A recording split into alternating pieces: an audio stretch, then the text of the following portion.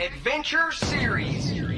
Kayak Adventure Series, this is where you choose your own adventure. You want to be offshore, you want to be shallow, you want to go up the creek. You want to have a kayak that is sophisticated. Or a kayak that is simple.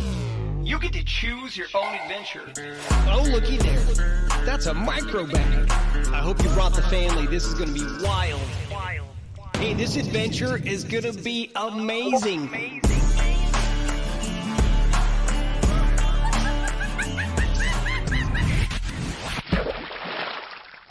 All right, we are live. We will wait a few minutes for some people to come in, but we have a show. Oh my goodness. First of all, I mean, we'll introduce him properly.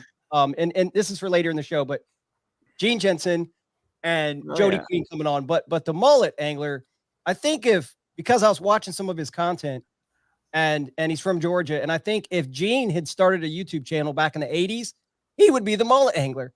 Like when I hear him talk and he's a kid having fun in the creek, I'm like, that was Gene as a kid. So we can, we can get more into that later, maybe or maybe not. But how you guys doing? Good, Billy. Good. Welcome to the Lines In presented by Sunline, guys. You know, I'll tell you what, we should start. Here's what we should start doing. There's people starting rolling now, but we should start just giving away, like right when we go live, give away like the best juice, the best tip of all that you never give away in the middle of the show. And then it encourages people to like try to be right on 11 a.m. You know what I mean? Give away a little. Yeah. Little, all right. Here's the tip. Shoal bass like big baits. There you go. That's it. Now, because of that tip, advice, by the way. Yeah. Someone's going to win Shoaliepalooza just because of that tip right there. They're going to say, you know what? I remember April 17th, Jake said shoal bass like big baits, and they just put on a huge glide, caught a 6.5, 21 1/4, and they won the tournament. So, dude, it's all about that top-loaded Zal Dangerous. That's it was at 10 killer. I mean, geez, third. It was not at Possum Kingdom. Yeah, how was Possum Kingdom Bassmaster? You know, it's sad to miss that. Just so far away, man. And it was weird. It was a weird tournament. They were not spawning, and then they were spawning Saturday, and then it got canceled. The day one got canceled. It was still really windy Sunday morning. Which kind of like forced my hand to do some like what I would consider like gambling. And I just kind of swung for the fences. And I think I had 4 strikeouts instead of a home run. So it was, I mean, I didn't want to like just get a limit. Like I really wanted to like really try to win. And I think that like kind of, you know, when you go for broke, like you can literally just go broke. And that's kind of what happened with me. So yeah. You know, did you see how Jason Isaacs won? He did the same thing. He gambled. He went somewhere totally new with his dad. Right. And so it was a good game plan you had. You got to gamble sometime to to go for the win. So what he did was very similar to what I did. Like I was at like a very similar spot than him. I just didn't have those, I didn't get those fish. Cause I mean, he basically said like he caught all his fish in like 30 minutes, and then it was just like, all right, I'm done. Yeah. I have another podcast that I do in Ohio because I'm stuck in Ohio most of the time. I interviewed Jason yesterday on the Strictly Kayak Fishing podcast. I think I got the exclusive interview if I can get it out pretty fast. But yeah, 2 hours to go. He needed 1 fish, and he ended up catching his 1 fish and then calling off of the same area 3 fish, like 21, 19. And it was a windy tournament, man. Like it was, and when I say windy, like it was dangerous. Like Possum Kingdom gets some big rollers going, and like coming back Friday, I was like, I didn't think I would be more nervous than what happened at 10 Killer, but somehow I was, because it was like, because I was in that new kayak, and I know how the Shoalie tolerances are. I've never really taken this in chop because I was in that new CK2 Venture, and it comes over those waves a lot more aggressive than Shoalie. And I was like, oh man, I don't know. Is this gonna flip here?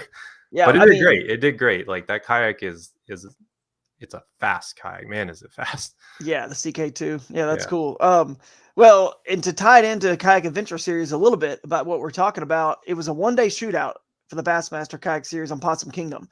And you went somewhere, you gambled, didn't pay off. And what I think is cool about, again, that's the elite level of elites. And Jason Isaac's a good angler. He didn't, luck out that he got, a 1-day shootout win by any means.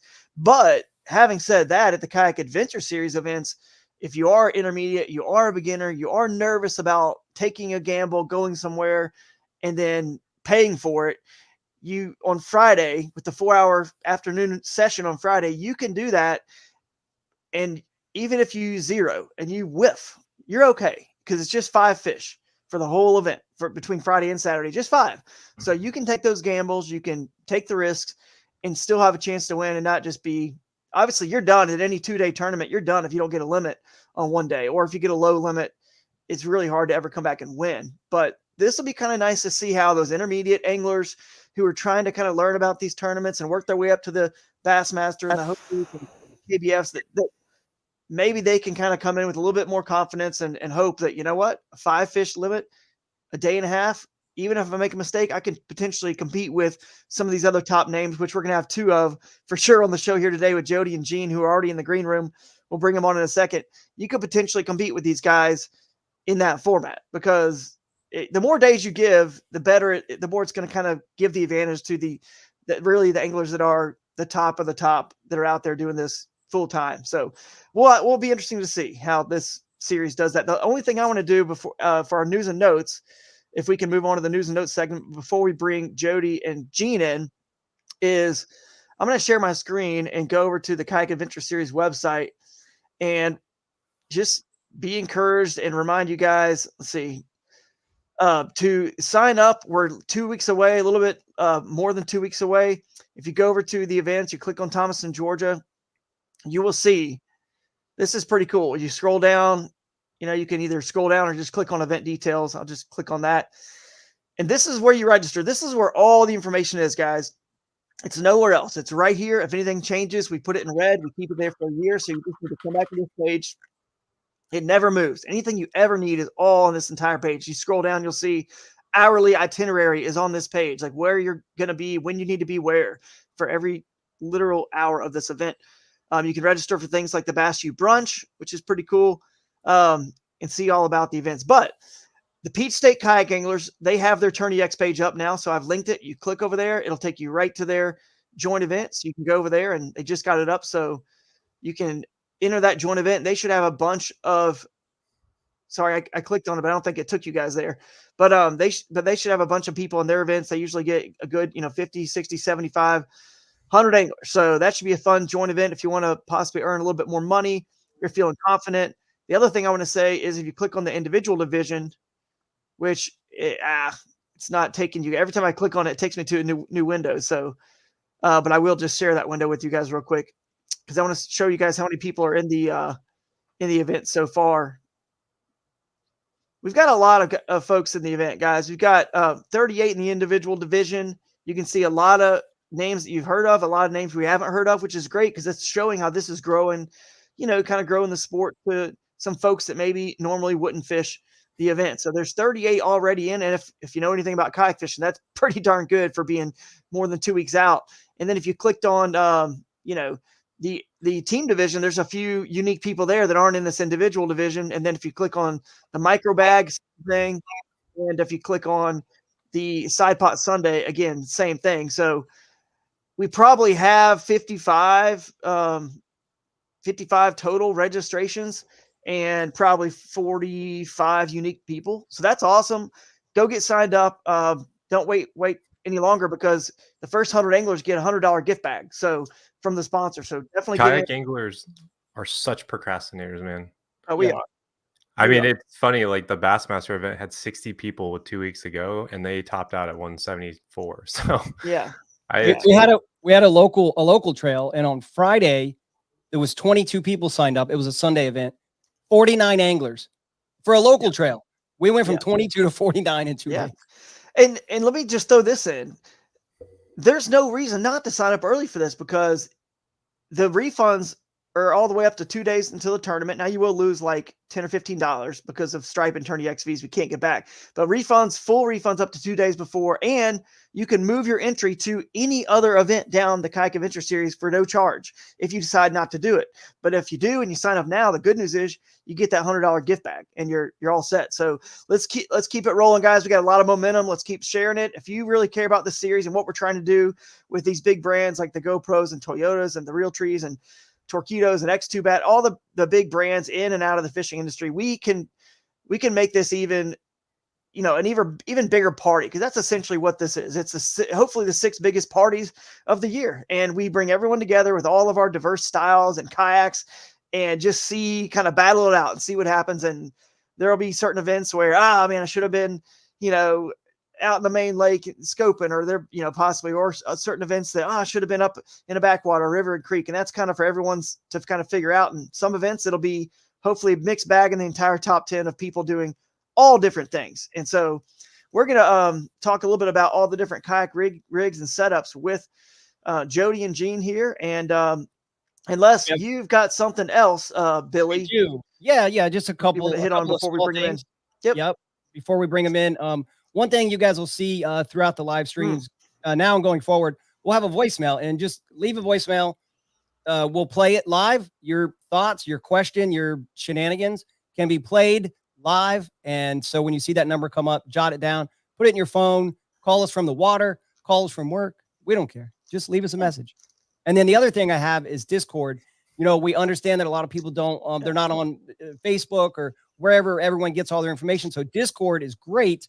So we've created a Discord link that does not expire. So with technology now, you don't have to have this link. You don't have to type the link in like you had to 15 years ago. You can take a photo, take a screenshot of this right here. And then from iOS, probably the same on Android, you click on this link and it will open in Discord or take you to the website. And it should say Kayak Adventure Series link invitation. Click on that and join the fun on Discord. Yeah, it's a great community app, tool, whatever you want to call it. Yeah, I'll drop the link in chat here for everybody. Yeah, you can do that too. So look at the easy way.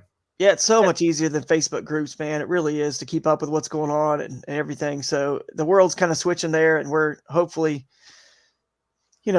starting a trend here on the fishing world. We can get there too. So a quick question. Okay, Sam Cox, where can I find the details on the team division? Well, everything's on the website. So just like we said, go over there, click on the website. I'll just do it real quick so you can see here.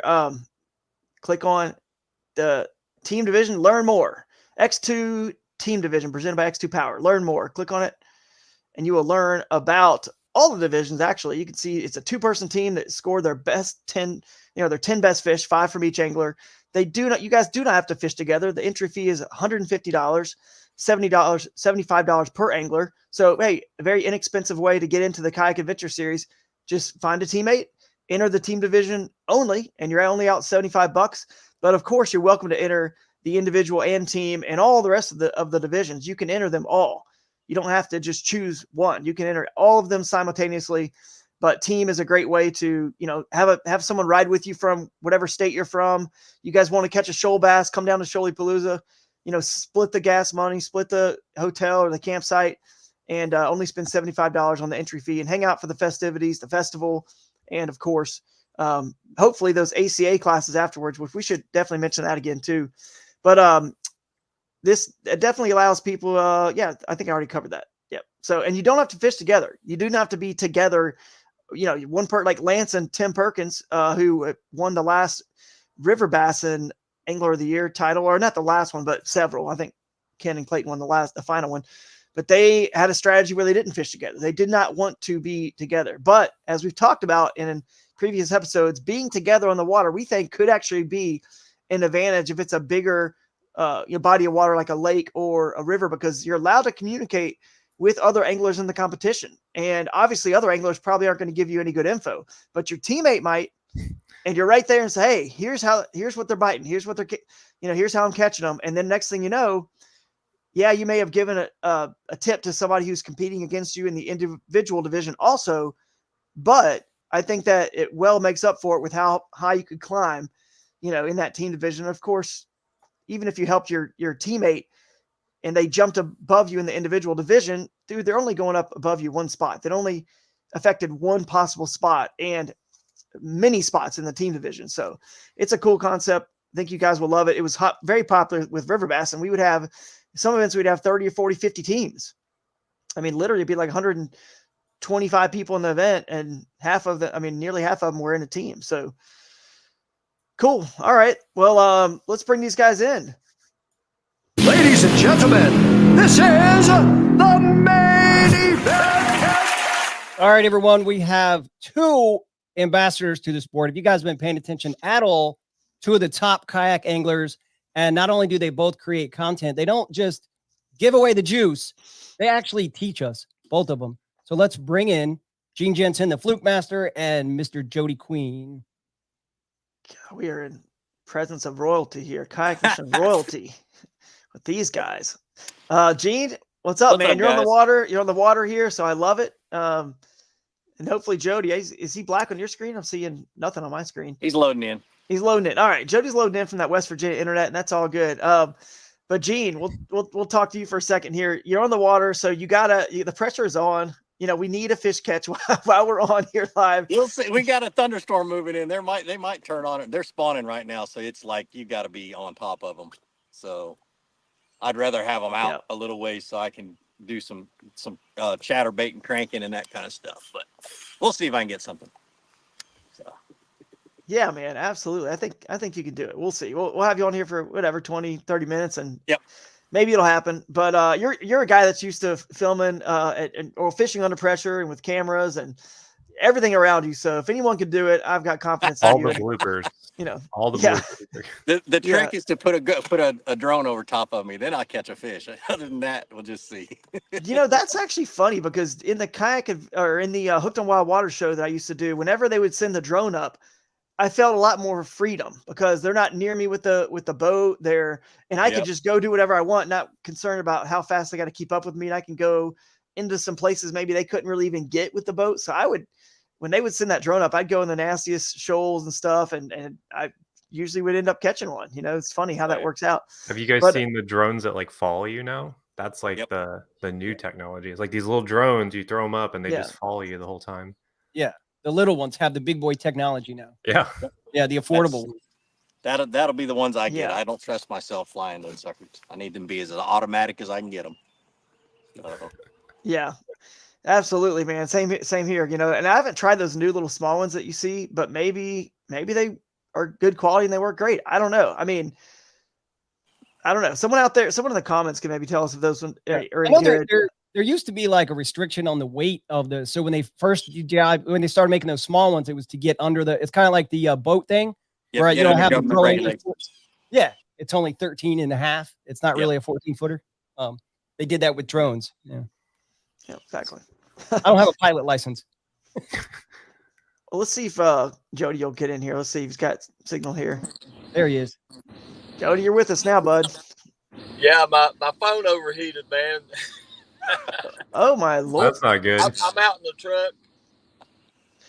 Yeah, you're good, man. Well, I just wanted to hang out with you and Gene and get your thoughts and some opinions on the Kayak Adventure Series. It sounds like you guys are gonna be at some events. I know, Gene, you're doing a seminar on Friday as part of our Bass U brunch for the Kayak Adventure Series over there at Shoaliepalooza. So that'll be awesome. You guys can learn how to rig up some kayaks from Gene. He's going to kind of go over a lot of rigging. And man, I know your camera's faced on you right now, but if you turn that camera around, I know you guys probably follow Gene on social media already. And you can see he's got many graphs, all the electronics, all the rigging. Yeah, he's gonna turn it for us. Hold on, he'll just do this. Oh man! So there we go. Dude, that is unreal. But in the seminar, what I want to talk about are the little unknown or little known tricks to make life easy. Boy, that is blurry. Let me fix that lens. Okay. But to make life easier on the kayak, I've got bungee cords and Velcro and all kinds of stuff in hidden places that keep things out of the way. I have a lot of crap on this boat, but nothing gets in the way when I'm trying to land a big fish. And that's kind of, I want to show people how you can be efficient, but I also want to show people pretty much how far you can go with these boats these days. And so, that's kind of what I'm thinking when I put together the outline for the seminar. So, and I've got a lot of really cool tricks.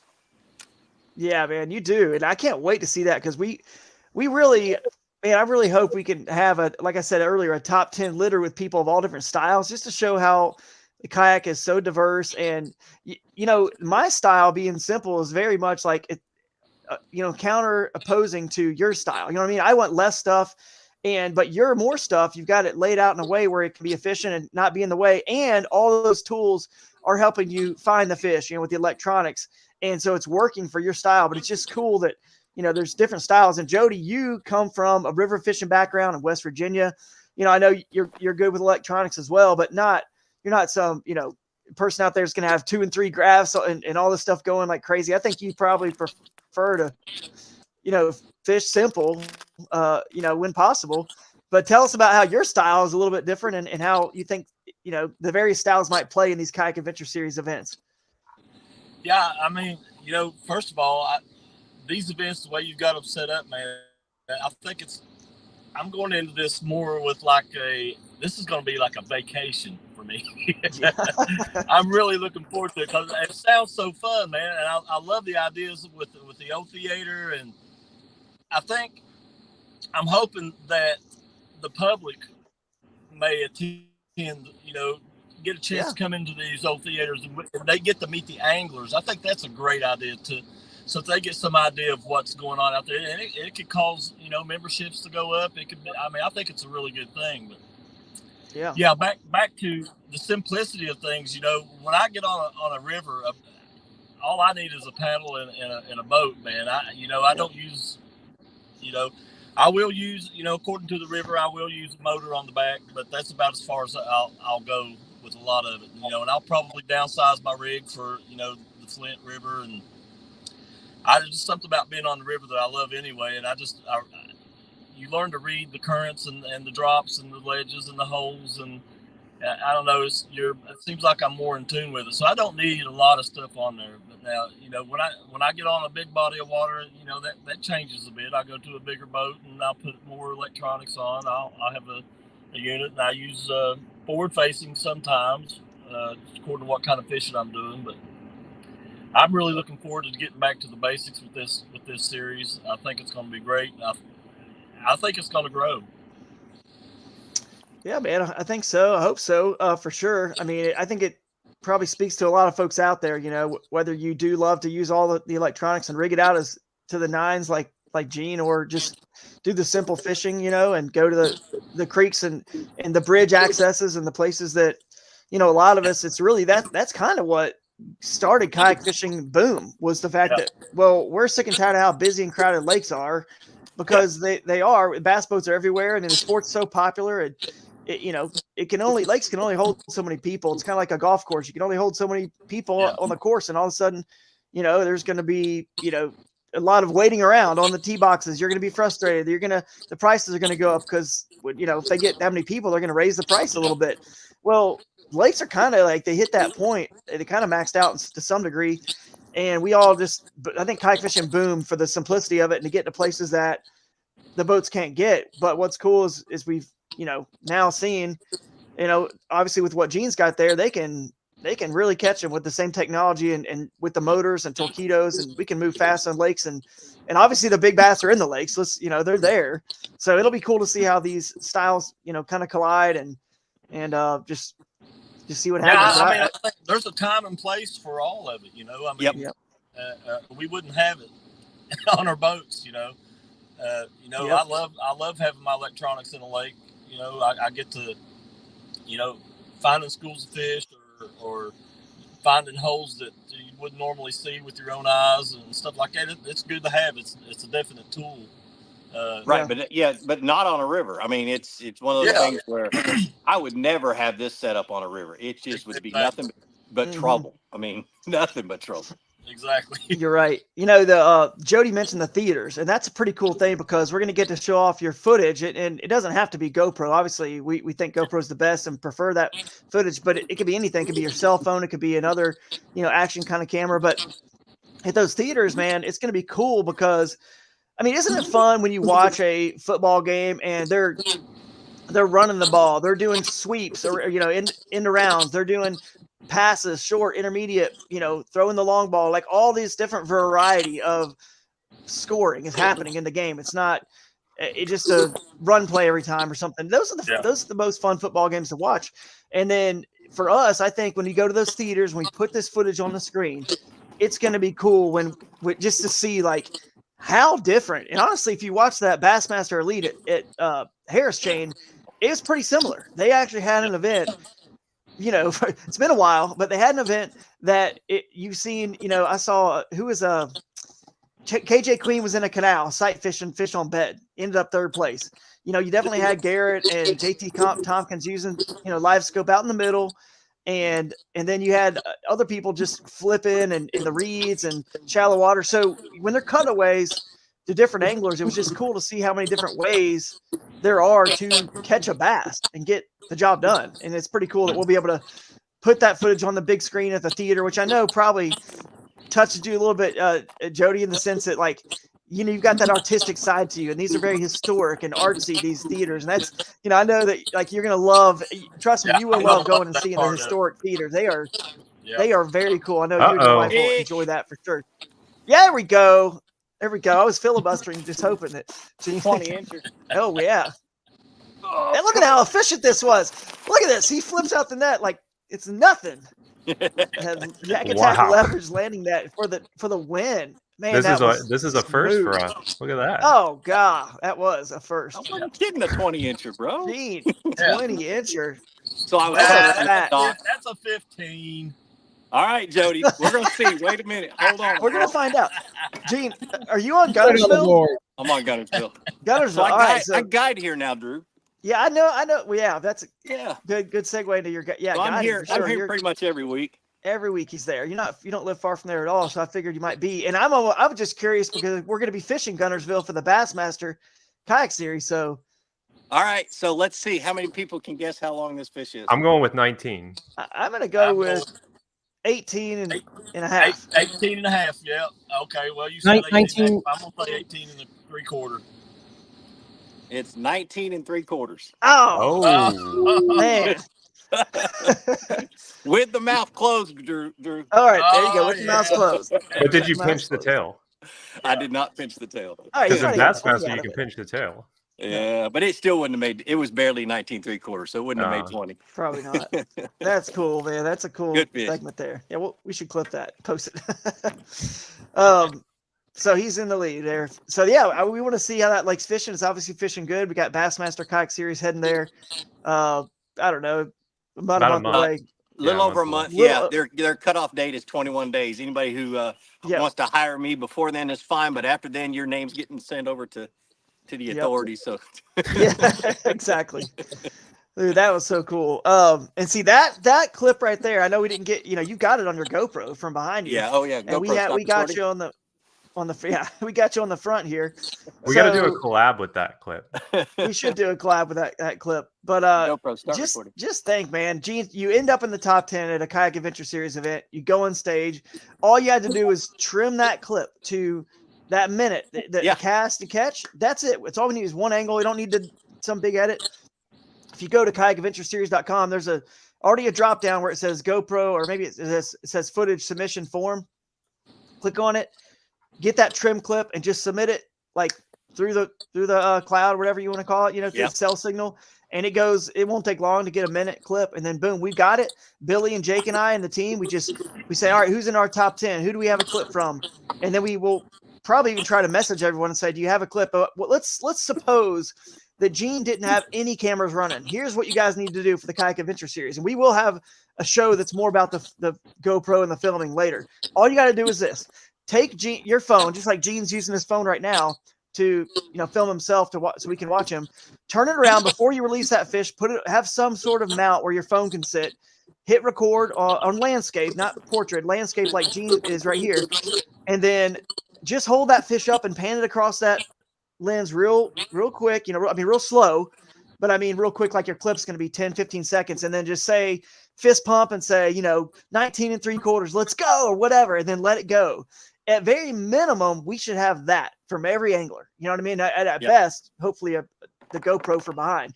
And that's just cool to see. Like, the emotion of the person at the time, and seeing that fish, that's just going to be pretty cool. So anyway, what else do you guys, Billy, Jake, you guys got anything, or Gene? What I love about this whole thing, so I'm not fishing the tournament. And what I Yep. love about it is that it's very family oriented, but it's more importantly, it's brotherhood oriented. You know, this whole thing is about getting together, having a good time, throwing a few fish in Yeah. on the board, and having, and just loving each other, and having getting to know more people and new Yeah. people and everything else. So, I'm pretty excited about that. Yeah. Yeah, it's going to bring Yeah. back the camaraderie of the sport. I was talking with a friend of mine last night, and he was asking me about the kayak series. And, we get so wrapped up in competition. When I'm fishing the trails, when I go out, I've got to get my pre-fishing in. I've got to get everything lined out. I got to get. There's all this stuff that have to be so serious about. And the way I'm going into this is, it feels more like, I said it earlier, like it's going to be a vacation, but I want to compete, but this doesn't seem to be Right. like the top priority for me to go there and win this thing and make sure that I've got all this stuff. I'm just going to go fish, and Right. I miss that a lot. And especially I have a chance to fish rivers. I can get out in portage. I can, before they made the rule where you had to stay in your kayak at all times, and all the series are doing this now. Excuse me. I used to just get out and walk the bank, to get cooled off, and just tie my kayak around my waist, and you can't do that anymore. And Yeah. I'm really looking forward to that. It's just going to be a lot funner event, I think, by doing it this way. Yeah, it should be fun, for sure. And letting people do that kind of stuff, and I think it'll be a little safer. People may not feel comfortable with certain rapids and things like that, and or certain logs that are down, and maybe it's creating a strainer, so it's a little safer for them to be able to get out and they make the call on what their skill level can do, what they want to go under or around or portage and around as well. So that's exciting that people can do that. And those other series are awesome. They got those rules and everything for a reason, of course, and we love fishing them, and they're great. But variety is the spice of life. It's there's multiple kinds of other bass fishing leagues and tournaments that have different rule sets and everything than the elites and the BPT and all that. Look at the differences between those. There's quite a few differences in the rules for even Major League Fishing and Bassmaster. So it's a good thing that the anglers have variety. They got options, and we're just providing that option of this a little bit more laid back event with the Thursday. What you guys both said is critical, how we structure this, because,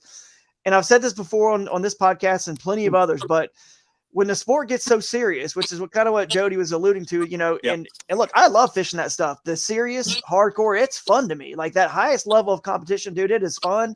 Yep. Yeah. Am I nervous? Am I about to throw up every morning before I take off? Yeah, sure. But it's fun too. You know what I mean? It's super fun. But you can't have both, in the sense that, like, you can try, but at some point when people start doing it for a living, and the PGA Tour is the best example, you don't see those guys partying at 1 a.m. and 2 a.m. when they got a 6:30, 7 a.m. tee time. They can't. It's their living. They are focused like 100% of the time on their craft. They'll go party when they're not, in a tournament, not, John Daly, not but playing no a one else tournament. did. Yeah, John Okay. Daly is true. That's true. That's a good point. But this is kind of like, all right, let's make this a little bit more laid back and just more fellowship, camaraderie. And you can, the way we got it formatted, where Thursday's the opening ceremonies, and you don't get on the water until Friday at 3. Hopefully you're at the Bass U brunch, learning from Gene and Jeff Little and myself and others who will be at that first one. The fisheries biologists, they're going to teach about shoal bass, that'll be there at 10 a.m. But Thursday's opening ceremonies, if you think about it, we're having food, music, games. We're going to eat. If you notice, we're going to the Riverbend restaurant after the Spreewell Bluff Park opening ceremonies, because obviously it's going to get dark, and we want to keep hanging out, right? So we're going right basically just down the road to Riverbend restaurant, the best view of the river and great food, and you're going to hang out there. But anyway, there's no reason to, like, you don't really have to like leave and say, I got to go back and rig and do this because I got to get up at 4:30 in the morning, because you don't get on the water till 3, and the seminars don't start till 10 in town. So it just frees everybody up to say, oh man,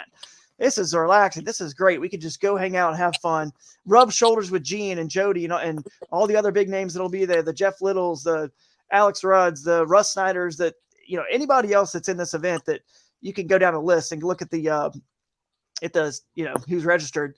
But that kind of frees us up, I think, to just relax. And then the same thing happens on Saturday.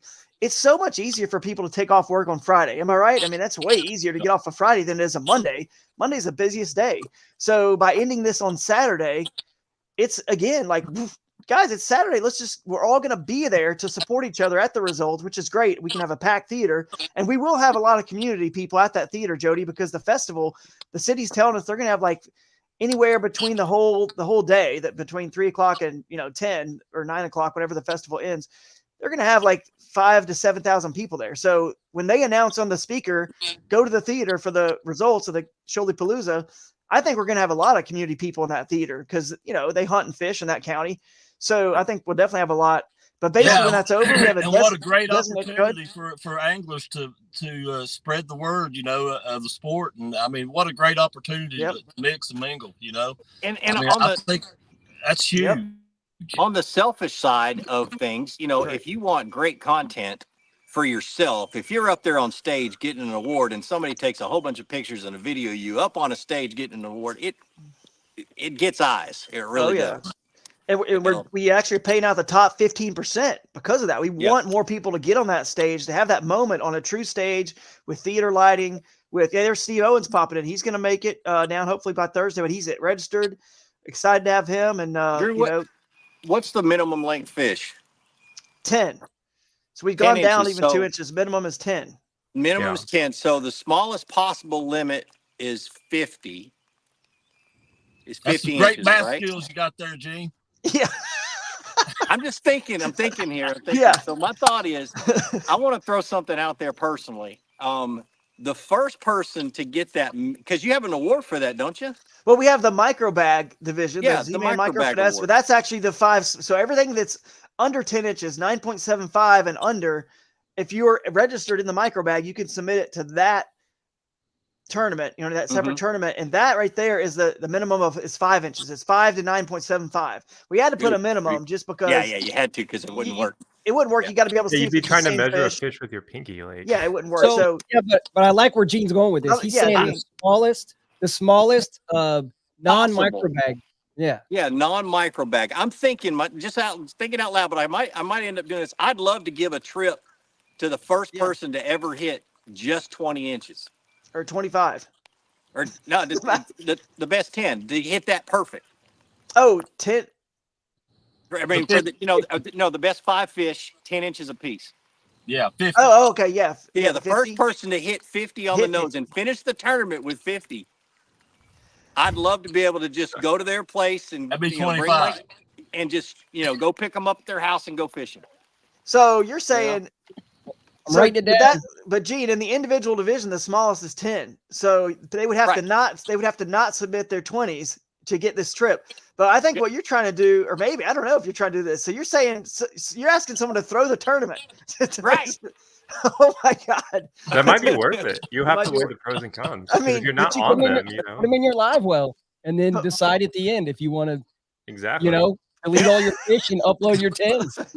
It's like, well, I had 100 inches, but I really wanted that trip. Yeah, but I will travel to their house and we'll go fish whatever lake they want to fish around in their area. See, I thought you were going with the micro bag. See, we're curious if anyone's going to hit 25 inches because that's the holy grail micro bag limit. That's the smallest you can get is 25. Smallest you can get. And that will be a challenge. Like, trust me, people think that's easy. It's not. It has a lot to do with when the fish spawn and where you can find the fish that spawned later, maybe depending on the time of year. Well, right now, not that big, It's like if they're born, they they grow like 10,000% in the first 2 weeks, and then they hit that they hit 10 inches really fast in their life. Break your Ned rigs out and go to town. Yeah, this first event will be very hard to find a 5 because you think about it, it's in May. The fish are just spawning right now, April and May. You're not going to get this year's spawning class. You're going to be catching last year. So how could you find anything that's under 10 inches? I mean, I know they're out there. Trust me, they're out there. Oh yeah. But they stunt somehow. Fish stunt in certain areas, and they just don't. There's not enough food for them to grow at that massive rate. So it's tricky, but somebody will do it. Get you a trout magnet and a jigging bobber, and you'll catch those fish. Yeah, there you go. There's a tip right there. But to finish the other thought, that the theaters is really cool. Then being on that true stage with the lighting, and even, you know, Steve's in here. They did that at what was it, Lake Murray, and it was. I asked him about it and how it went at the Bassmaster Championship, and he said it was awesome. It was so cool, and being able to use that, and you know, I think that's where kayak fishing, because we don't have lives, we're kind of figuring out our path. You know, we're trying to think outside the box and be different, which we are from bass boats.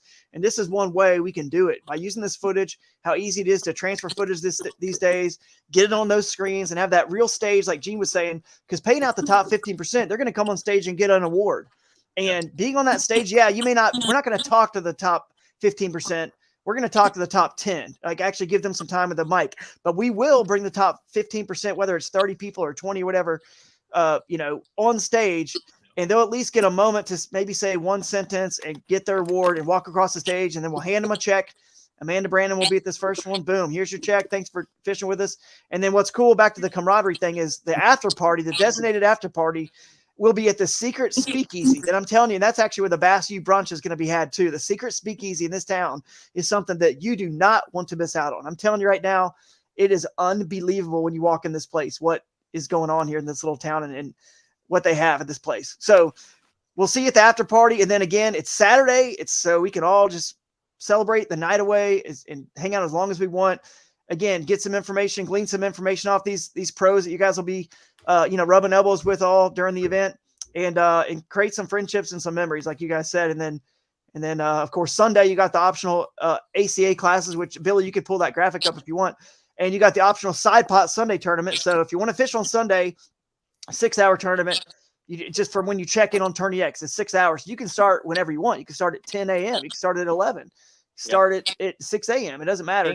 6 hours, and you win some Batteries Plus prizes, the new Batteries Plus stuff. So that's pretty cool. 25 bucks.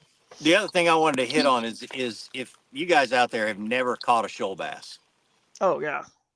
If you have, that is one of my favorite fish on this planet to catch. Yeah. Because imagine a smallmouth that's just pissed off, and you're trying to catch them in about this much water, and super and current and rapids. And I'm not talking about class 5s, you know, like Jody Queen hits all the time. I'm talking about 1s and 2s, but they're in there and you're freaking jacking them, and it's so much fun. Yeah, it's so awesome, much. man. Man, look at the eyes on that one. Yeah, and they're just pissed off smallmouth in hot, strong current. It's just all they are. That's right. And they get long. I mean, I caught a 24. I'll show a picture of a 24 and a quarter, which they will hit you at your boat. Oh yeah, they will. You'll be surprised. Yep. Who's that guy? There we go, Mr. Tyler Bean, making an appearance on the show here today. And you know, you big baits like that. So here's a little tip, and we'll bring Mullet Angler in later. Maybe he'll even talk about some of his favorite baits that he throws. But they'll eat big stuff for sure. Shaky head, black finesse worm will get you a long ways on that lake. Will get you a limit for sure, or on those rivers. Yeah. Oh, absolutely. Look at Black that stuff. shaky head. So cool fish. Excited about the Shoaliepalooza coming up, guys, and appreciate everyone's support and just continue to share it. Let's keep growing it and getting these events as big as possible. And we'll see if we can't rise all ships with the tide, right? As they say. So, anything else, Jody, that you're excited about, or what about? Let's talk real quick about either the team division or the strategy difference on that 4-hour Friday afternoon session. You know what I mean? Because what do you think about that and how that's going to change the strategy of this whole thing? Well, I don't know. You know, I just plan on. I've got 4 hours on that day to go out and just. I mean, go for the biggest fish I can go for. You know, I just throw everything, all caution to the wind, and just throw things that I wouldn't normally throw big giant top water swim baits or whatever I want to. And you know, if it doesn't work out, it doesn't work out. But that's going to be a really good evening bite if you think about it. You know. Yeah. So you know, that's basically my strategy for that day. And then the next day I might get a little more serious and downsize a little bit if I'm not doing too good. But yeah, I mean, it's going to be interesting to see the different strategies of people going into it, because, you know, I've got mine. That's basically what I'm going to do. And then it'll be interesting to see. I mean, once they get on stage, I'm sure we'll find out how they did it. But Yeah. I'm like you with doing it that way. It ends up on Saturday, and we have the awards, and then you have the after party, and then most people are going to have the weekend off, and then Sunday is a great travel day for you to get back. I mean, the cities aren't, nearly as traffic crowded. ridden, and I mean, it's just going to be a more relaxed atmosphere. I think it's going to be easily done. I think once people see how easy it is to be able to do this thing, that it's going to be really, really good. That's a good point, honestly, because having just come back on Monday morning from Texas, awful, man. Yeah. I was at 6 a.m. driving through St. Louis, and I was like, you could tell all the 7 a.m.ers were going to work. Yeah. I've got this like 13-foot kayak sticking out of the back of my truck, just praying that someone doesn't crash into me. That's it. I never even thought about that. That's interesting. Monday's the worst travel day by far. Yeah. But it'll definitely, the Friday's going to be. We've talked about it probably a lot on this show, but it will be interesting to see how different people take different strategies for that day. Whether they just maybe they try a lake or the river for the opposite of what they want to do on Saturday. They try the opposite one time, and maybe it's hard to float a big 12-mile section of river on 4 hours. You might single access somewhere on a lake or a river, and less pressure with boats. What would be wild is if somebody fished that 4 hours on the river and then camped on the river, right? Camped on a designated camping spot, and then continued the float on Saturday morning with lines in. We'll have to check the rules. I don't think you can do that per the rules. We'll have to go check them on that to make sure that's legal to do that. Because that would be awesome. It would be, but back in river bassing days, we did have to not allow that because of people that would float down the night before in the dark. They would float in the dark because after you don't get your identifier till basically it's dark. You know what I mean? So for safety, we didn't want people doing that. So I don't think that's legal in the rules though. But that was see, you're already thinking outside the box, and we need to double check that that's in those rules that you can't do that. But you can access anywhere else. It's public. Hey man, I'm just thinking about those 20-mile floats and how to make them happen. Well, with a motor, you can cover it. You can pull it off. There's not a whole lot of those on those rivers anyway. So there's not. There's some long ones. It might be 14 or something, but there's not. Which is with a motor, I'm telling you, and even with a paddle, you get 30 minutes before lines in to paddle. So you're looking at getting a couple miles down already, and then you're fishing your way down fast. And then afterwards, if you think about it, we're not at the theater till 6 o'clock. I mean, so as long as you got signal and you want to paddle out for an hour. Yeah, you could definitely do 15, 16 miles with a motor or even a paddle. Because I did it a few weeks back with Ryan in his flip cat, and that's not a river kayak, and we still did it. So yep, but it will be interesting to see though with the afternoon, like Jody was alluding to, having an afternoon bite is going to be kind of cool. We just don't get that very often in tournaments, so it's going to be cool to see how that affects it. How the less pressure from the public, the other just public anglers out there fishing, locals. Well, it'll be interesting to see what happens Friday. I like Jody's idea of just swinging for the fences on Friday, because then let's say you just get one fish, one or two. All you're really looking for is probably one, honestly, because you got all day on Saturday. Yeah. You're probably looking for one fish that's going to make your 5-fish limit, just one giant. And then okay, and if you don't get it, or if you get two, or if you don't get any, it just totally changes what you're going to do on Saturday. Then at least okay, I need to just try to get a limit or get solid, whatever. So that'll be cool to see. And yeah, and a big shoalie will hit a 8 and 9 inch bull shed. Yes, absolutely. I know that for a fact. They will. So, and the weather and the water conditions, we'll bring Mullet Angler in here in just a second. I see him in the green room. He's on the water too, Gene. So now we got to see if he can catch one when he comes on, Mr. Daniel Hamilton. Bro. Yeah, pressure's on. Gene caught a 19 3/4, Daniel. So you got that to try to beat. But any other last comments, man? I appreciate you guys coming on and sharing your wisdom. You're definitely two of the best in the industry that have ever done it. And man, just appreciate you guys and your time. But last comments that you can think of that you want to touch on before we bring Daniel in? I just appreciate all the hard work you put into this, Drew. I mean, we talked about this at ICAST a couple of years ago, and then last year at ICAST you had it pretty much nailed down, and then it's all come to fruition. I appreciate it, and I'm going to be looking forward to it, man. Well, thanks, buddy. I appreciate it, man. Appreciate you, and have a good rest of your day, Gene. Parting. Man, I feel the same way, dude. I wish I had your energy because it's whatever you're taking, man, you need to share. But Those man, performance I'm just enhancing. excited about being able to get down and and see something different and do something different Yeah. and help the community grow back to and get bigger the right way. Sure. You know, Yeah, absolutely. And I think we're on the right path. Steve and AJ and Chad and we communicate real well, work on the schedules. If we're going to overlap, it's going to be 2 different parts of the country, you know what I mean, on weekend. And again, this isn't like this elite level, or anything, but we still want to try to work together, communicate, so there isn't less overlap, and we can really, like we looked at the leaderboard, you got so many new and different names that you've never seen before. Because if we can continue to grow it from this kind of beginner, intermediate, more laid back event side, it's going to help filter up that direction too, which is what we're all trying to do. That's our goal. So we keep communicating well, working together. I've even communicated with them in the sense that, hey, they have to potentially go to some places like a Gunnersville where they know they're going to get this giant attendance. They do. I mean, Bassmaster has a lot of overhead. They got to get things covered. More anglers that enter is definitely better. Those tours and departments and cities work really well with them already. But what's cool is, hey, we're not going. The Kayak Adventure Series is going to new places every year. That's the goal. It's the idea. It's adventure, right? So, I talked to Steve and I was like, hey, if you guys, and I've mentioned this to Chad and AJ too, is like, hey, if you guys ever want any of the contacts that we're using to go to one of our places that we've found, and happy to give them to you guys. So if we expose something like a Susquehanna was exposed, when Hobie started going there, then awesome. That's just better for kayak anglers to have new fisheries that aren't really the normal bass boat fisheries, and I really think it's cool to do.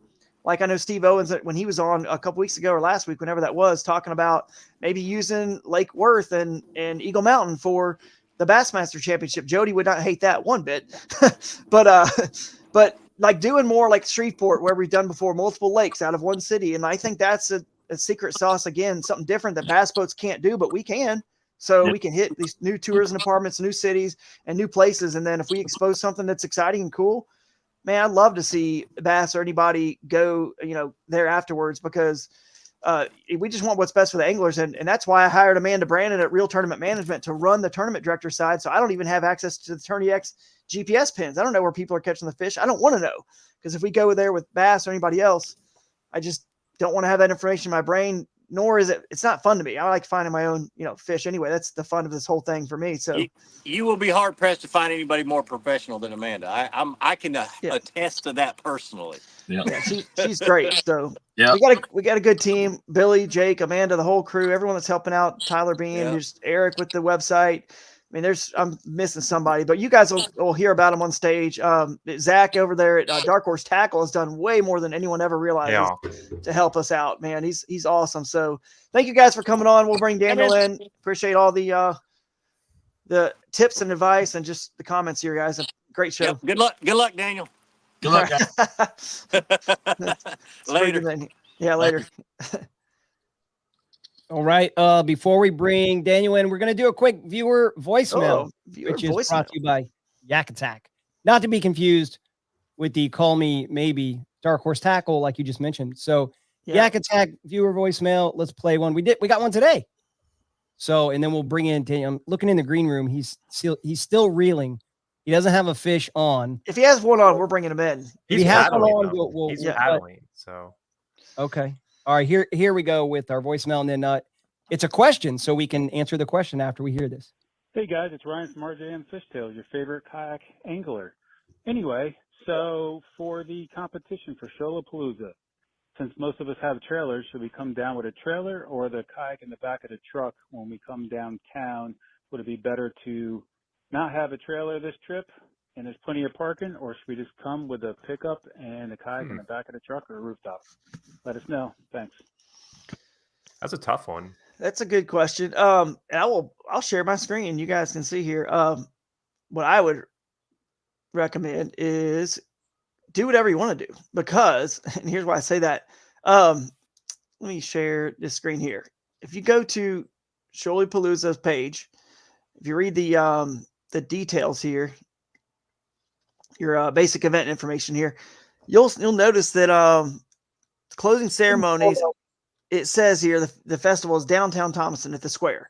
Parking is at First Baptist Church. So now that we know that, we'll go to Thomaston, Georgia here,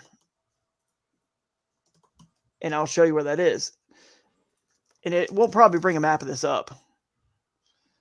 Anyway, you guys got my screen here. So the First Baptist Church, if you notice, this is the where the festival's going to happen, all in here. This downtown. This is the Ritz Theater, okay? And then the festival is the streets are going to be blocked off right here, starting I think at 3:00. And then all this whole street and all in here, you're going to have vendor tents and booths. And this is the kid zone. This whole city block here is all bounce houses and just games and kid zone. You'll be having drink. You're allowed to take drinks, on the streets if you want to have an adult beverage. And then live music. I think the stage will be set up right here in front of the square. Or the courthouse, but then there's the theater we'll go into at 6. But for parking, it's just right here. First Baptist Church. Look at this giant lot. So that's where you guys want to park if you have a trailer. It's a block away from the action, so real close. But having said all that, I would try to do this if you can. Go to back to your Airbnb or your hotel or wherever you are first. If you want, drop the trailer potentially, or or carpool with anybody else that's at your Airbnb. Maybe hop in a quick shower if you need to, whatever. I would try to get there as fast as you can, because you want to enjoy this festival, and it ends at 5:30. And let's face it, if you're fishing an hour away and you got a 30-minute paddle just to get back to your ramp or motor, and then you got to load, you're looking at maybe 2 hours even from lines, maybe not getting there till 5. So has he got one? Stage got one? Oh, sorry. I just took him off the stage. Oh, I hadn't. We got one? No, I don't. Well, I think I might be hung up, guys. I saw you reeling so fast. I was excited there. But yeah, we'll leave you. Dude, I had one backstage a minute ago, and then he came off, and I was like, dang. Well, we just wrapped up our question there, Daniel, about, where they should park, if they should bring a trailer or not. And if you can get away with not having a trailer at any time, obviously you're getting better gas mileage, and it's nice to have, not have to have it, but It's a lot of our setups. Sword. Yeah. It's convenient to put it into lakes, but it is. It's that burden that you have. I mean, my recommendation is do what you're comfortable with, because even if you have a trailer and let's say you're going to a river spot, you can still launch there. Yeah. You're just going to have to probably drag it a little bit or move it like you would if it was in the truck. And who's to say that, like, if you're pulling it with a truck, you couldn't leave the trailer at the Airbnb, put your kayak in the back of the truck and go that way. So, like, I think if you're comfortable with the trailer and you have one, you might as well bring it, because who knows? Yeah, I mean, maybe you put it in a lake, You don't know. Yeah. You never know. Bring it if you got it. If you have to even park it downtown, you saw there's plenty of parking in that First Baptist lot there. So, and your system that you have is really important part of tournament angling, because I took a trailer down to Possum Kingdom and it was a nightmare. Like, we didn't know what we were doing. Like, it was like the first time we'd ever trailered on this thing, and it was like we looked like amateur out there trying to launch it. Meanwhile, if I was on my truck bed, I would have had it in there and out of the thing already. So yep, exactly. I definitely think comfort level plays a huge part in, like, your strategy, because, like, pros trying and cons. something new in a tournament is always, like, it's kind of a risk. It is. Speaking of JT Hickman, he said, good question, Ryan. I'm going on live with JT this week, I believe, on Thursday. Correct me if I'm wrong, JT. We'll go live on with Fishing with Gramps there. So JT Hickman, always good to see you, bud, and appreciate all the support from you as well. So now, Daniel, Mullet Angler. Okay, you got to hear the story. How did you become the Mullet Angler? Is just a self-proclaimed, with the hair and the mullet, just said this fits? I mean, I love it. Well, appreciate it, dude. I mean, the hair kind of came along right after COVID. I was like, you know what, I'm going to grow it out and just let it go and see what happens. And then I've always been like fishing and recording, but I never thought I would like start a channel until about last summer. I started to put videos together and I really enjoyed it. Yeah. And it was like, been fishing the Flint and made a lot of my videos, and all the videos that I did, it was just so fun, like putting all the stuff together and then watching it and being like, oh, that's pretty cool. And then other people seeing it, and I was like wanting to share my experiences and stuff. Now, did you go to the Bassmaster Classic? I did. I didn't fish it. I think I saw you there. Oh yeah, what's up, dude? Yeah, I saw you there, and I was like, man, that's an epic mullet. And I was like, wait a second, I recognize that guy. Yeah. Yeah, what's up, Yeah. man? You did a good job at the classic interviewing and all your videos and we've got you on here. You just started your channel. And so, it's not like every person we have on the show, it's not like we're trying to just bring on every Gene Jensen and all the biggest like names and followers. That's obviously important. They're, on for a reason. But you just started your channel. You've got awesome passion for the sport. It's a very kayak adventure series type of, passion really that you've got. So I want to bring you on and let people know about what you got going on. And obviously you're in Georgia. So I thought it would make a lot of sense because we want to know what the water temperatures are like, what the water clarities are like. We're less than, I think this Friday starts the 2-week fishing window that you're allowed. I think Friday starts where you're allowed to fish 4 days within that 2 weeks, starting this Friday. You get to pick which 4, if you're going to fish the Kayak Adventure Series. So people kind of want to know what the weather's been like, what the water's like, kind of tell us what, and you fish for these shoal bass, I know you've not been, you're younger, so you haven't fished as long as, some of us for these fish, but you've fished quite a bit, man. So tell us a little bit about the weather and water conditions and what people should expect if, based on being 2 weeks out, a little over 2 weeks out. Yeah, it's been weird because Georgia is, no offense, but Georgia's bipolar, man. One day it'll be super sunny and 70, and the other day it'll be like 50s and 40s, and you'll be wearing a jacket and be like, why is it so cold out here? Yeah. But the water temp has been like 60, I'd say 63, 64, maybe 65 in some spots, depending on where you're at. The rivers have been starting to heat up more. You've got a lot more rain that we've had, and it's dirtied up the rivers, but they're starting to clear out a lot more than they were. So I'm going to try to go out Friday and see what happens. But, man, I love and I have a love and hate relationship with Georgia, though. Some days are like, you come out here and the weather is just like nonstop beautiful. And you got these 30-mile-an-hour winds that come in. And it helps sometimes to bite, though, too. Like today, I'm getting blown around. That's why I keep picking up my paddle and stuff, and it's crazy. So you've got the simple setup, you know what I mean? A lot of folks at Shoaliepalooza are going to, use, just the paddle kayak, and just hop in a river or creek and see what happens, or the lake. But I think most folks that just have a paddle simple setup might fish the rivers or creeks. So. But no, that's awesome, dude. It sounds like to me, I was over there, we pulled you in the full screen. I was over there just kind of like doing this sort of thing, like licking my lips when you said 64, 65 or whatever, knowing that top water is going to be on in a major way in 2 more weeks. And it's going to be crazy. And some fish will still be spawning. That's kind of when the shoal bass spawn, really late April, early May.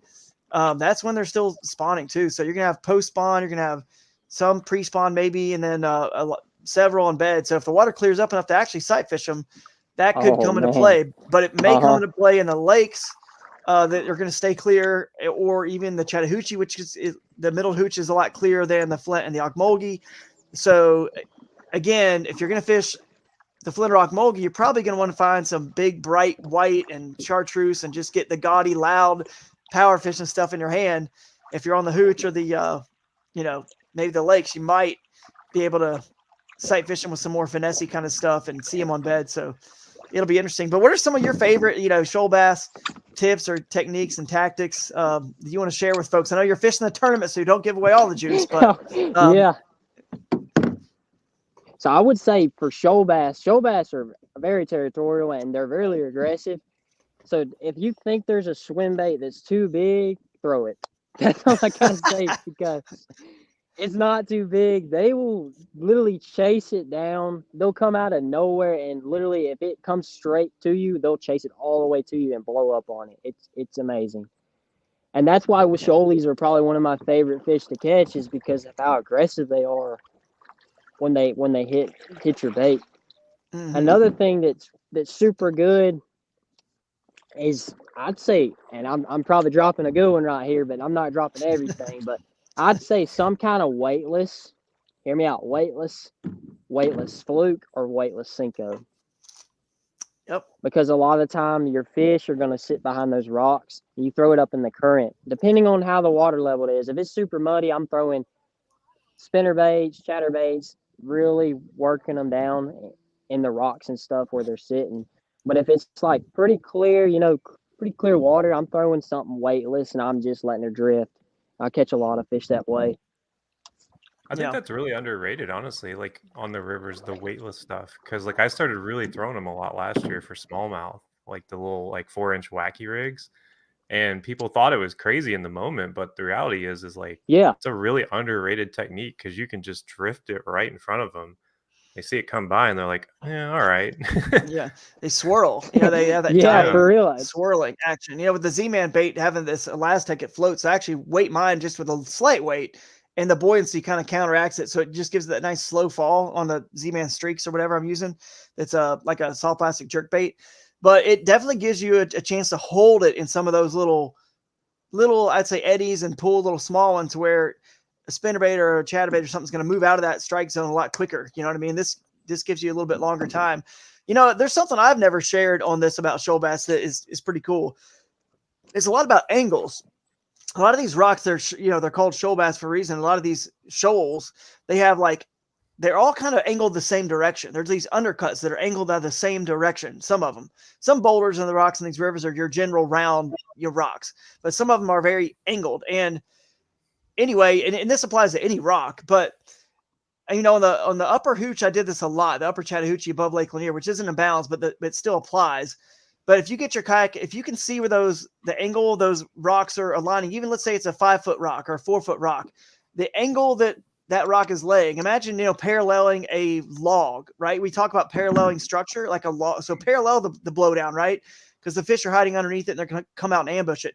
Well, if you can get your boat in the right angle, in the right position to parallel right in front of those rocks and behind them, but right in front, if they're staged more in the front, they will come out. So on the upper hooch, what I used to do is get out and I would literally just stand up and I would walk along these long rocks that are shoal rocks. And I would just take my lure just right there and just swim it right. And just, they would come out for the rock because they couldn't feel me because the rocks don't transmit the vibrations. And they would just literally just come out from the rock and I'd just lift them up.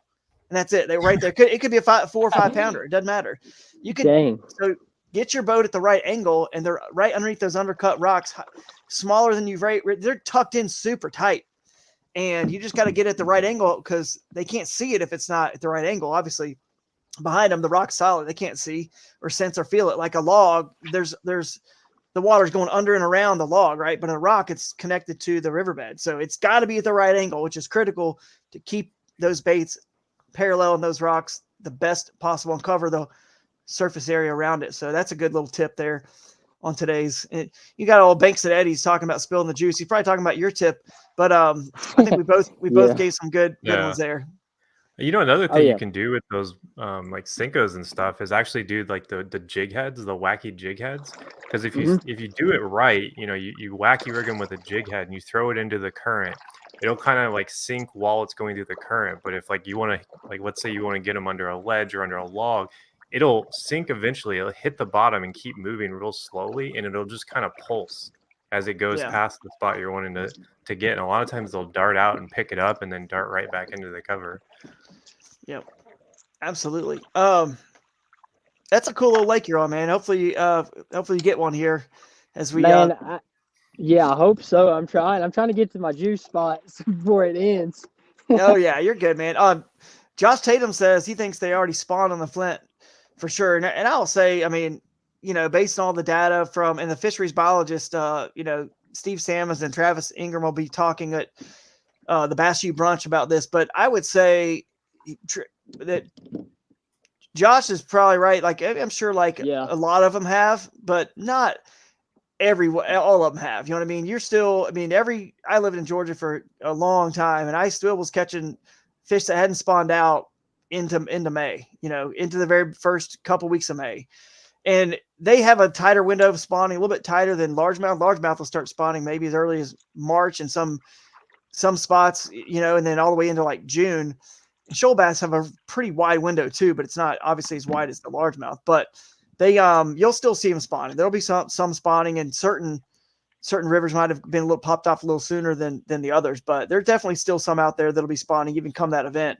But Josh may be right. Maybe the majority have, you know, but all it takes is one good spawning fish, one or two on bed, catch them, catch, measure, release them right there to make the difference in that tournament for you, to win or lose. Do you guys feel like in that area river levels play a big part in it? Because I know around here, like if the river gets high when it's warm, it'll delay the spawn, because Yeah, they're not going to go spawn somewhere where they know the river's going to pull back. So absolutely.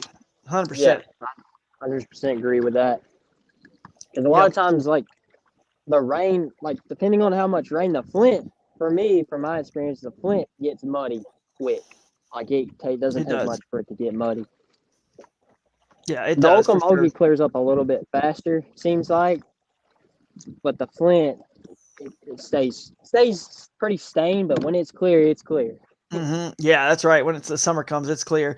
What's cool about stained is you can have a lot of people floating on the Flint because there's a really, really good population of shoal bass there. It's the river. If you're going to catch a shoal bass, it's the one with the highest population of shoal bass compared to other black bass species. But the stain, what's cool about it is, you could have a ton of people go floating down that river. It's a wide river. It's pretty big. It's no Susquehanna or anything like that, obviously, but it's a wide, still pretty good sized river. And you can't cover the middle because shoal bass live out in the middle. They live on the banks. They live everywhere. So you can't cover the left bank, the middle, and the right bank by yourself unless you are single accessing with the motor and literally just picking a mile or two apart. You see what I'm saying? So as people are doing these float trips down, don't be so freaked out if some of these floats have a bunch of anglers because no one's covering all those rocks, dude. It's impossible.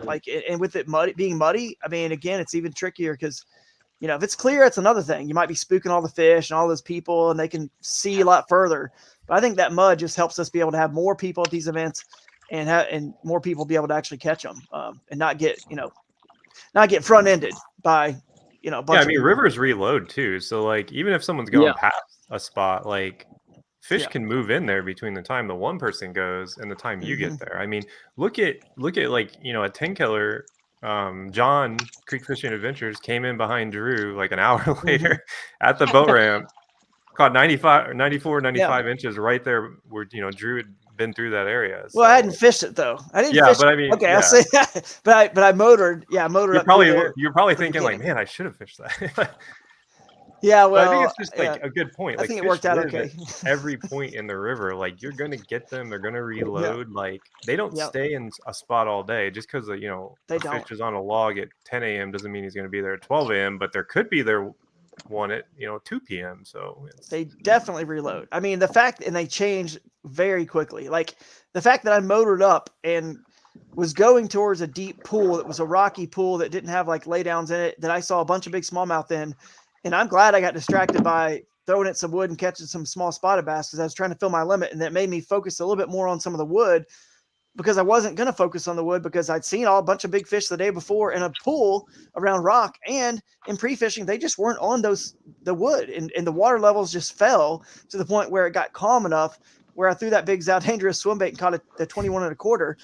I would have never thrown there. And trust me, those fish were not there in practice. The water temperature wasn't up enough. It wasn't, had some cold days. I think they pulled back to those deeper pools and they moved like that just in one day between, the tournament, first day of the tournament, second they moved. So they do it fast. And you're right. We can definitely get a bunch. You could have 500 people at this tournament and people will still have enough water to fish, especially because you can fish all free flowing tributaries, all the way up and the lakes, which brings me to the question for Daniel. How do you think the lakes are going to play? Do you think there is a strategy where maybe it's smart because this is not a shoal bass tournament. It's a black bass tournament. And there are big Alabama bass and big largemouth bass in, Alabama's are, there's Okmulgee's got them and the Hooch has some, but, and so does the Flint. But I think the Flint ones seem to always get kind of small. They don't really, they're more like, maybe they're actually true spotted bass genetics. I don't know who put those in there where, but they never seem to get as big over there. But how do you think the lakes could potentially play with largemouth in this event? Or how do you think the slower sections of these rivers that have actually big largemouth in them too could play? How are largemouth going to compete in Shoaliepalooza? Or do you think it'll be one with shoal bass? Man, that's a really good question. But I'd have to say, I mean, some of those lakes, you're looking at like, High Falls have some of those bigger structures, like a lot of wood and stuff that those big largemouth are going to hang on. And coming around at right off the time that they're probably off a spawn and they're probably getting up on the shad spawn, dude, there's no telling. I would say Yeah. you could easily hook into 1 over 23 easily. Yeah. But now think so. for shoalies, it can happen too. Some of your slower sections, believe it or not, have some of the biggest fish out of the current. Like some of those little bit slacker, slower sections will have giants. They'll be hugged up against wood. I mean, I've seen one. I've come across one just sitting under a tree looking right at me. He didn't want to eat anything. Yep. So Yep. I think the large, it could definitely play in big time. Yeah, it could. I think that could be a strat. Maybe that's a Jody Queen, what he's talking about. He's head hunting on that first day. So maybe we see him at a lake or a slower pool section of the river where the shoal bass are kind of known not to be as much, especially this time of year.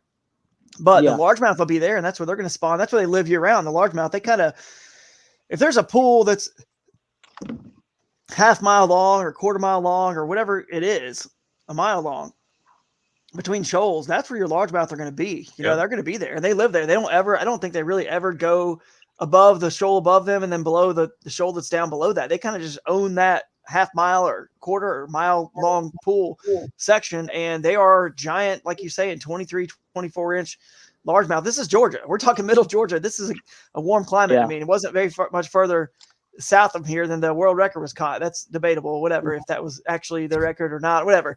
But I don't believe it. Giants live in Georgia. There's no doubt about that. So you can catch 23s and 24s, but the question is, can you get 5 largemouth that are that big, or is it going to, I don't know. 2 days to do it. You got 2 days. Yeah. I mean, I think that those big largemouth get vulnerable in that evening bite because you could go down through those big pools with just burning banks with a whopper plopper, and one of them's going to be like, all right, I guess so. big swim, I got big to swim eat bait. this. Yeah. Yeah. And I think Drew made a good point about like the largemouth, because that half mile pools, the holes as we call them here, that's how it is here too.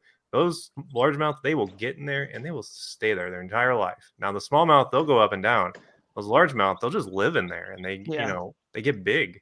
Some dude caught a 7-pounder out of one of our rivers here last week, which is crazy. Man. 23.5 incher. That's crazy. So I think that, just so you guys know, if you go and pre-fish for Shoaliepalooza and you try to catch largemouth in these slow sections of these rivers, think about it like a typical largemouth fishing in a lake. It's a challenge to get like 5 or 10 bites a day is, it's still tough. I mean, you're not going to catch as many, but if you go after shoal bass, kind of similarly to smallmouth, if you just focus on the areas that smallmouth live or shoal bass and obviously in the shoal bass waters, you're going to get more fish. You're going to catch more fish total.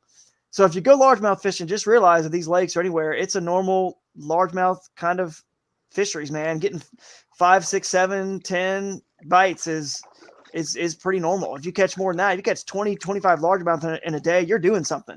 But if you catch 20, 25 shoal bass in a day, that's kind of the norm in the spring. You know what I mean? Like 15, 20, 25 and up to 40 That's or 50. wild.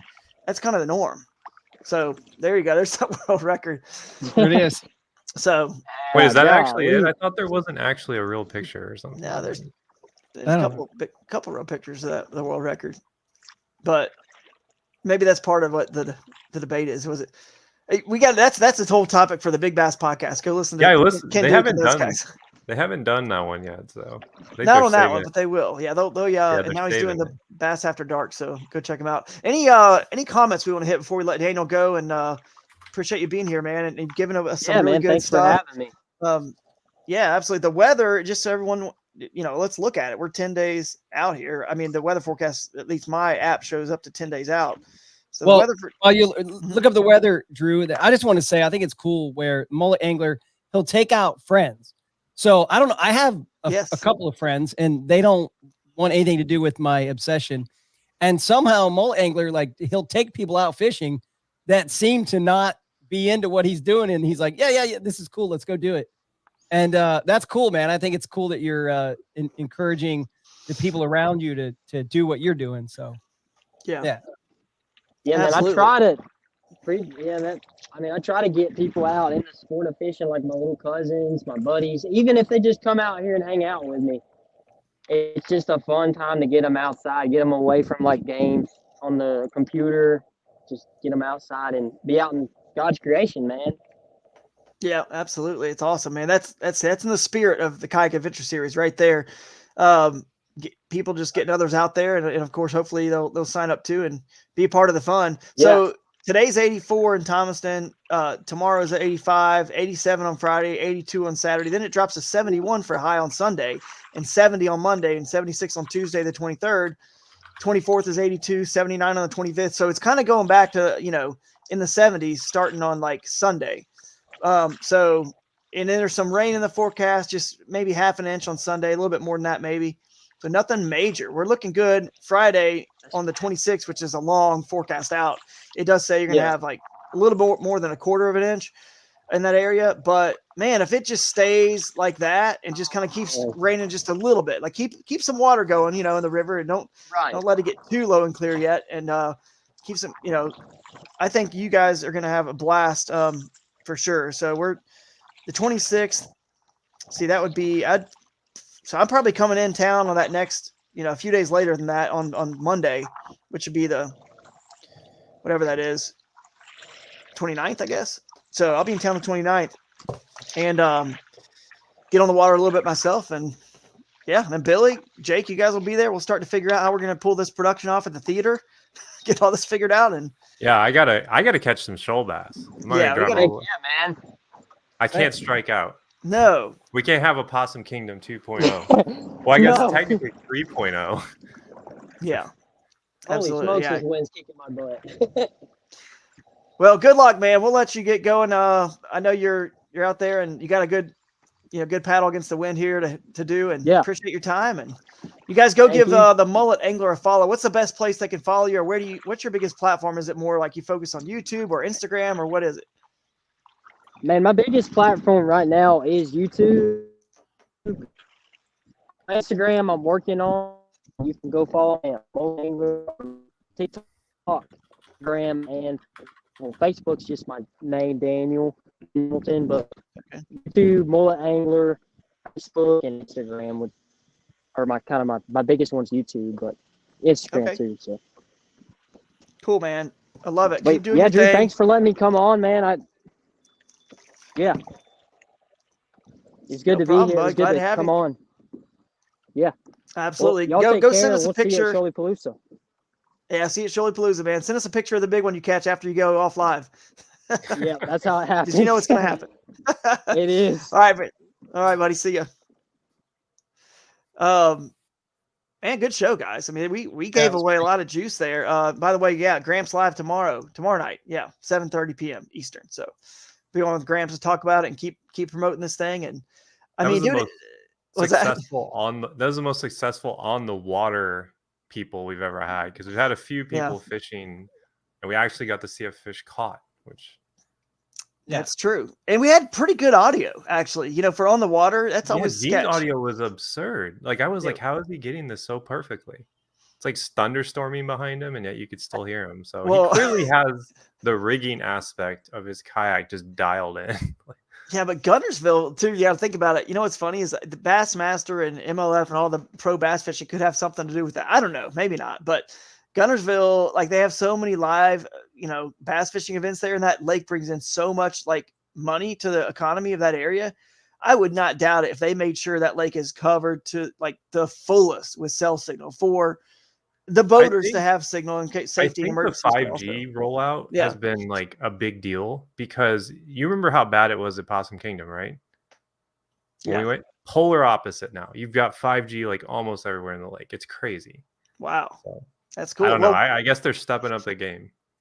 That'll give us a chance to live stream potentially on us, like the crew, who's going to hopefully cover some of this event. Cover Jeff Little, which another guy we brought up about, who's done so much already for this series, and he will be there filming, folks. A drone that can go live. We're going to we'll try to pull it off if we can, and do some live coverage. Of course, as long as the angler agrees and isn't like worried about us blowing up a spot or his area. And Saturday probably won't be a big deal because it's Saturday and that's the last day. But I'd love to go live. I mean, I think it'd be really cool to just get a GoPro or a phone or whatever we have to do and do some live coverage, and we'll have to do it. We need to get one of those remote control boats that with a camera on it and just have it follow them around. Yeah, that'd be cool. But yeah, I think that's about it. I mean, just to get signed up, guys, the ACA seminar. I may have shown this later, but I'll show it again, man. Get signed up. It will help you be safer on the water, learn more about how to catch these fish, become a better paddler, and that'll of course help you, learn how to catch the fish when you understand the paddling skills and where they live and the currents and all that stuff and all the proper paddle strokes. And of course, Russ Snyder's, Jeff Little, Dustin Hoy, they all know a thing or two about all of these topics and catching some fish. So go get registered for that. Just email or PayPal your payment over there to Jeffrey Knowles Little at gmail.com. And you'll be one of the 15 that'll be in that class on Sunday after the Shoaliepalooza event at the private lake there too. So Bass U Brunch, don't forget, sign up for Bass U Brunch as well. You can go on the Shoaliepalooza page and click on that. We recommend $30, but it's optional. I mean, again, that just takes care of the bringing in the speakers and your breakfast. And if you only got $1 or whatever, then change it and put in $1. So you don't want to limit it to anyone because they don't have the money to do it. We want you guys to come and learn and be a part of that. And we know that if we put $30 on there as suggested, somebody's, who's, been blessed with, a little bit more income in this period of their life or whatever might give 100, might give 50. And that's going to make up for those who may not have as much at this moment. That might give 1 or 2 or whatever, $2, $5. So I'm excited, guys. We got a couple more lives. We're going to do live Wednesday of the week of the event. We'll do a live, and it will be on with Amanda Brannon, and I'm going to try to get Dwayne on from Tourney X as well. And we'll go over some of the sort of the tournament director kind of rule stuff there, and she'll be at the event as well. And then next week, we should probably get maybe a guest, but really go over this GoPro footage, how to transfer it, what we expect from you guys, and what we need, so that everyone can kind of continue to learn the flow of the Kayak Adventure Series and how we can make it fun for everybody. So it should be a good one. So we'll all right, everyone. Yep. I think that's it. I hear jungle music, so we must be done today's episode. It was a great one.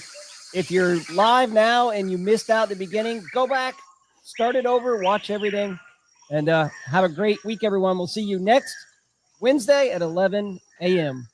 See you guys.